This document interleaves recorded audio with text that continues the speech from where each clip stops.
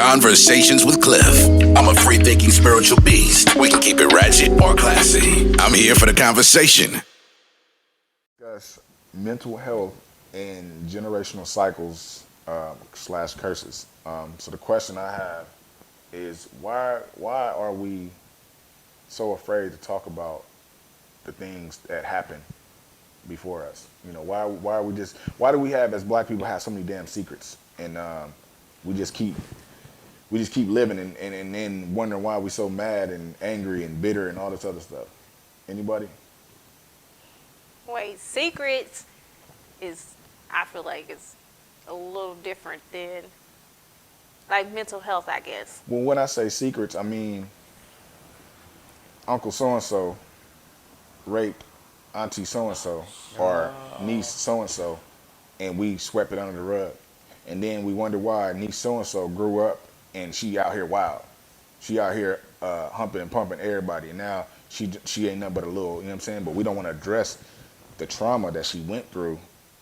And because, you know what I'm saying, it's a cycle. So that same thing that happened to her probably happened to Uncle so-and-so with somebody else, or something he witnessed happening early on. And we just keep going. And now we wondering why we so broken, why we so messed up in the head. For a couple of things, I feel like we don't address trauma. I feel like because it's attached to weakness. At least I feel like in our community, I think that we put a stigma on emotions and immediately attach that to weakness. You know, we already have like a power struggle with so many things that I think that's just one more thing that nobody wants to really just address and pile onto the issues. So it's like the thing, especially, it's a man thing, but I know it's a black male thing. We don't ever want to go get help. We don't want to go to the hospital. We don't never want to address our feelings and our emotions. And then we have women that'll tell us, well, be a man. No, so, oh my God, okay, so so look, right, because we jump Let's go to it, but so this is a huge misconception, and I feel like is the main thing that's tearing the relationship between a man and a woman apart, is because I think that we, both men and women, are so extremely vulnerable and are afraid to be that, right? Women are powerful in a different way than men are. I think that men in general, and I'm not being specific in any way, but Right. I think that in some ways you guys are intimidated by the power that women have, and it's hard to take solace in it, right? Like, as a woman, I feel like we were created to be support. I agree. Right. For y'all, right? But, and so with that, in order to be able to support efficiently, you have to be able to do everything that the man can do, plus your job, right? But in that, because we have the ability to do it, doesn't mean that we want to. True. You still look for your man to be provider, protector, and all of that. And so when we feel like it's not that, and that we have to step into a leadership role more often than we would like, it comes off crazy. But why is that? Why do you feel you have to step into this leadership role? I feel like there's a lot of systems that's in place that plays that part that you feel like you have to be a leader. Right, yeah. Like, take example, baby mother, baby father going through something, and you would think as two adults and you have this child, you can easily just say, I'm going to do what I got to do for my child. But we have to get the system involved to feel like to make him do. So you have to see how you got to that point in the first place, right? Because it shouldn't be baby mama, baby daddy. No, it shouldn't. You know. Right. It shouldn't be, but when you say baby mama, baby father, you already putting a label and a stigma on the whole thing. Right. And that's already causing some problems. It's already drama. Right. I want to go back to what Jabril was saying as far as women having to take on a leadership role. That's a lot of men were raised by their mom. Right. So they used to a woman doing everything. Right. So then when they get with a woman and she's a dominant female, they finna sit back and not do nothing because that's what they used to. That's what Which they've is been taught. crazy. Right. And it's whack. And then on the other scale, on the other side of that, is you have women who probably had both parents in the home, and then they get with a man that's more dominant. He can take care of everything. Not saying that she can't and she's not, but when you get in that position, it's a struggle. Right. Especially if the woman is not working or not pursuing a career or not doing what she wants to do or needs to do, and the man is doing everything. Now it's the problem. Now it becomes an issue because now he's not that weak dude that you can just run over and do whatever you want to with. Now it's a problem. Now we don't. Now we got some issues. Now you treat me like a baby, treat me like one of the kids instead of your equal, and all that stems from how we was raised. How we was raised, and from even back in slavery times where we seen the black man get stripped of, well, we didn't technically see, but our ancestors seen black men get stripped of the power. You took him out, you beat him to death, put him between the 4 horses, stripped his body apart, hung him for his family to see. Slave masters would come in, take the woman out, or stay there and rape her in front of the male. And vice versa. Yeah. They used to rape the male to dehumanize him, to demasculate him in front of her, and it kept going. Right. So you speed up to the 70s, or was it the 70s or 80s? I want to say 70s, when they came in with these programs and said, in order for you to live in this house, he can't be here. So, okay. I mean, I do get all of that, and please don't let me downplay it at all, because I'm not, and I do understand the trauma that we as a community, right? Right. Have experienced, and PTSD and all of that stuff. I do think that we suffer from some of those things, but I'm just gonna speak like as a woman. For me, the only thing that makes me look at the black man differently is how he recovers from those things, right?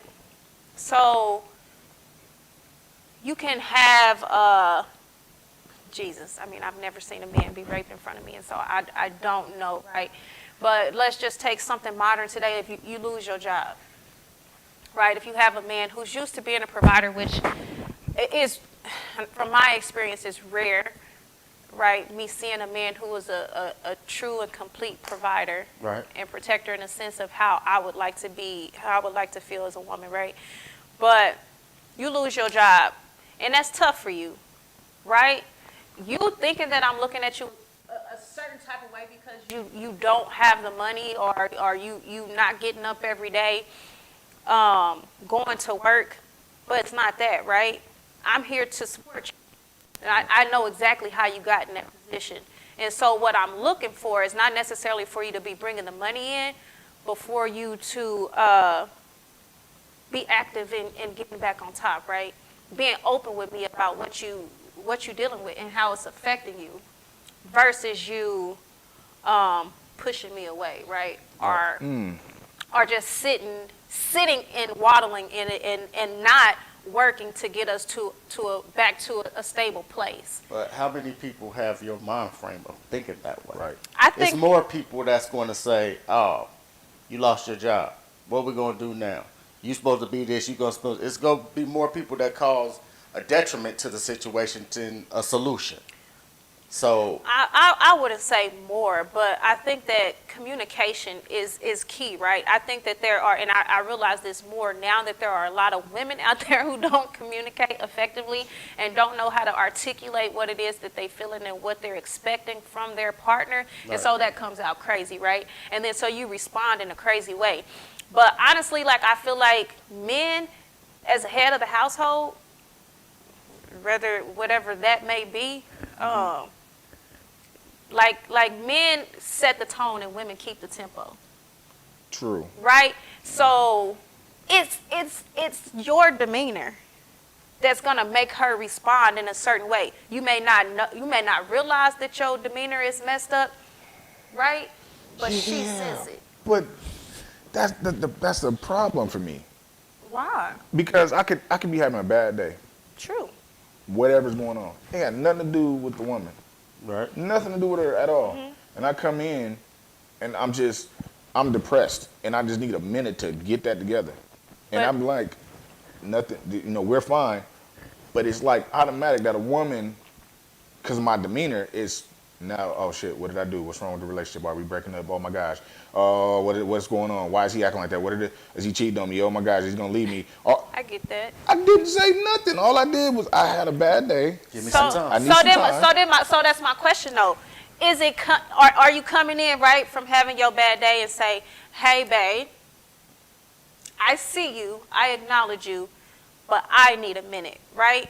Or is it I'm coming in, I had a bad day. You see, I've had a bad day. Give me a minute. That's different. It's different, but right? You want it a certain way. You want us to come in a certain way and address whatever it is. You want a certain way. Just like you want her to respond a certain way. Right, but if Right. however it comes off, I'm telling you, I need a minute. But are you telling her? Yes. Or are you just assuming that she, like you want her to see it, right? Yeah, you know what I'm but saying? we I mean, don't- it's different. Right. It's yeah, different. but we don't say what a lot of women would say. Well, he's supposed to know. He should know. Yeah, he should know this He already. should know this already. Yeah. What? No, I'm telling you, look, today, you know what I'm saying, was rough. I'm going through it. Like, I need a minute. But it's like automatic now that demeanor and the tempo of the house changed. Because you might have been happy and you're inside and you cool, and then I come in, now your emotions and your mood is shifted. For what? Now I agree. I can control the day and the tempo of the house. Because you just taking, oh, he just look up so upset and he's, I feel like what is going anybody on? with messed up energy can. Yeah, but if I'm telling you, there's nothing wrong with us, we're fine. I need a minute. It's nothing Yeah, wrong. sometimes like what he said is like it's not enough for women. You say, hey, I'm fine, there's nothing wrong, I but get then that. women will still pry. Some got to be something. This. No, I just need a second Now I to do think gather that's me. foolish. Huh? I think that's foolish. Then you're dealing with somebody who just don't know how to communicate in general. And now we're creating Right. generational cycles. You know, There and you go. so I still would beg the question, like, what has the tempo been before then? It could have been whatever. Right. No, I mean, like, not even just the day before. Like, if y'all are in a space, right, where you guys cannot acknowledge how a person is feeling and then adjust, you know, and that's man and woman both, you know, then I question, like, what has the path with each other been like before? Somebody before felt like they were not being loved and cared for sufficiently True. at some point, and they may not have said that, or you may not have acknowledged it. But if y'all are to a place where you can't take a minute and a person understand that, then that lets me know that y'all wasn't never vibing for real in the first place, and y'all trying to force something that ain't meant to be. True, and like Clifford said, it could come from past trauma. Like that could come from a past situation. Like maybe you don't know love. The way you was introduced to love Facts. is something Yeah. totally different from what I think love is. Yeah. You think Yeah. certain women who got beat in their past relationship, Right. abused, that's how they think what's love. That's what love is. And then Right. you get with somebody else and he's not beating you. Well, he don't love me. I ain't gonna lie, I'm gonna be straight up. So I've never been abused or nothing like that. You know, my heart goes out to anybody that have. I really ain't the one for that, so don't try it, okay? Yeah, please don't try to rob me. I'm going to jail. I'm not the one for that. And I do think that women need to keep their hands off of it, you know, people too. That Just part. gonna preface that, right? That part. But it was hard for me.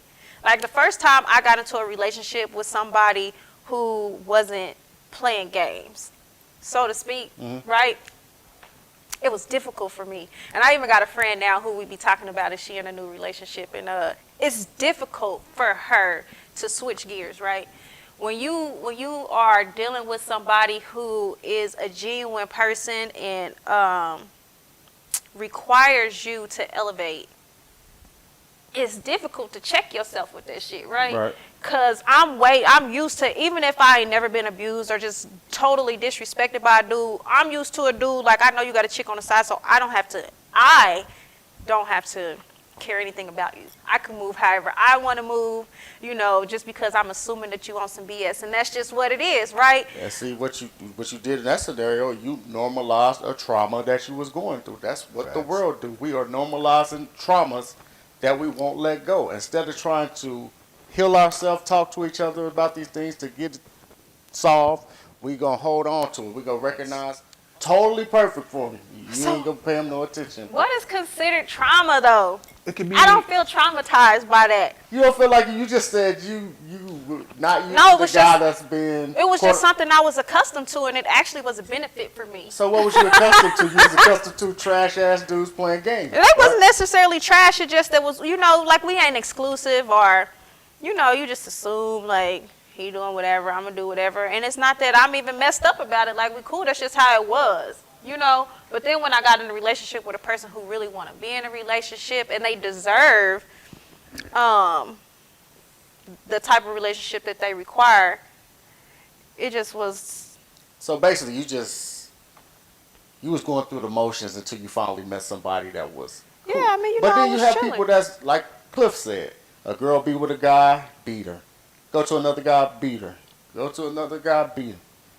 Get with a guy that's not on that type of time.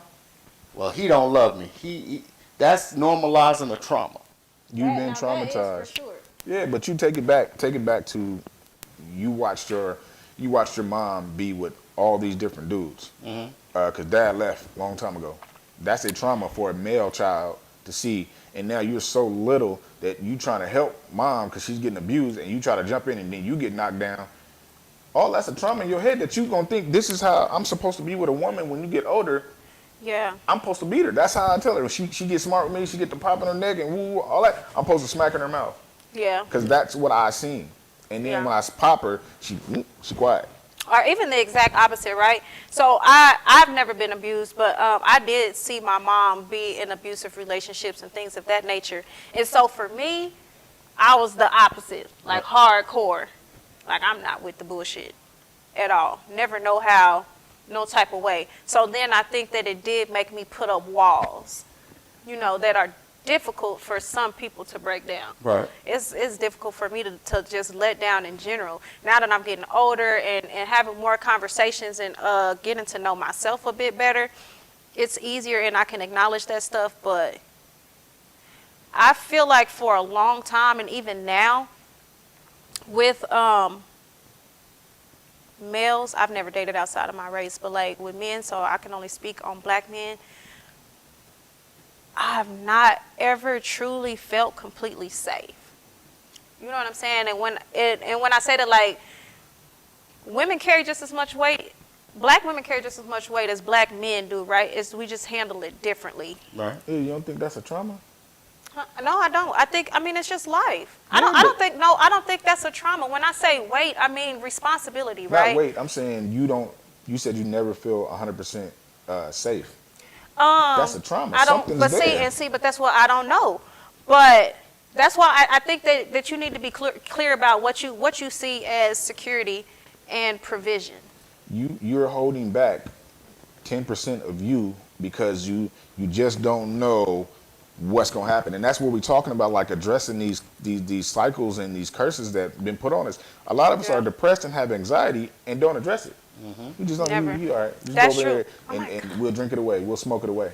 I'm totally depressed right now, guys. I'm not even lying. I'm just being for real because I don't feel safe and protected in like a place where I can speak my mind and share the things that I'm going through without judgment, or truthfully, not even judgment is the main thing. It's how does the person that I give the information to, how do they then carry that weight, right? But how do you gotta find out, you gotta figure out like self-evaluation. Figure out what's blocking you, because now you can't give somebody your all because you got one foot out. And it's a lot of us like that. Yeah. We've been through so much crap. Like some of us been raped, both male and females. We've been beat, abused. We've been we've been exposed to so much stuff that it's normal. Like in Cali, I don't know. I know people that got more obituaries Oh yeah, than they have pictures of people, Yeah. yeah. and it's normal. It was like So that and so for died us. today. All right, yeah, cool, shit, we gonna go. Like real life, it was like that for me growing up. I remember the first time that a child died that I went to school with, and I didn't even know that kids died at the time, right? Right. But then after that, it started happening so often, and it just was the norm. And it's like damn, I literally can go down my yearbook, and it's like I know the majority of these people gone, and they left before we even graduated. But it's normal. So how do we get to a point where we say enough is enough? We're not going to normalize these traumas no more. We need to deal with them. Talk about it. You're a talk. Talk about it. Have that conversation with your family, with your friends, and talk about it. Even if it come through tears and now they mad and they ain't talking to you for a while, you got to get that stuff out Now because that you're just going to keep going. You're going to keep repeating. And it definitely will eat at you because we all know this situation. And I had to put on a facade for everybody to be strong, be strong. But as I sat in the house by myself, it just started eating at me, eating at me. You know personally because you'd have reached out to me, you know, your brother, my best friend. We all talks about these things, and Cliff told me, hey, man, you can't be the strong person all the time. And that's one thing we got to recognize. Everybody's hurt. Even the strong person is hurt. You got to find the right people to talk to. Yeah. I think that you need to be okay with how other people receive it too, right? Everybody not gonna be able to support you. Everybody is not gonna understand, and everybody ain't gonna care. But I think we need to be okay with knowing that and still speaking it anyway. Yeah. Now that these baby boomers is leaving. Yeah, you gotta have certain you gotta have certain sets of friends that you can go to. Yeah. I can go to this friend and we can talk about this. This friend this and this friend that. Right. In the end result is we gotta have these conversations. We gotta have these conversations to break these generational cycles and these curses. I agree. All right. Word. So at the end of the day, people, know who you need to talk to, deal with the trauma, and let's stop normalizing it.